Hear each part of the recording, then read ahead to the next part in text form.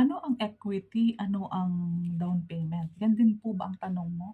Hello po, Cindy Hapil, division manager po ako ng Dream House. Naka-focus project ako anywhere po in Cavite.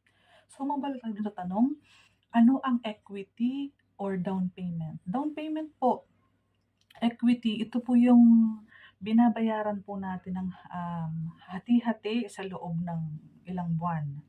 Ang kabuuhang down payment po is yung net down payment, nag-less na diyan ng reservation, nag-less na diyan ng kung ano-ano pang pwede nilang i-less. Again, iba-iba po per developer. Ang iba po may mga promo, nile-less na po diyan sa mga computation. Ngayon po, ang equity or ang net equity is i-divide siya kung ilang buwan term ang babayaran mo. Pwedeng meron tayong 24 months, meron tayong 18 months, 12 months, may 8 months, may 6 months. Depende, iba-iba kung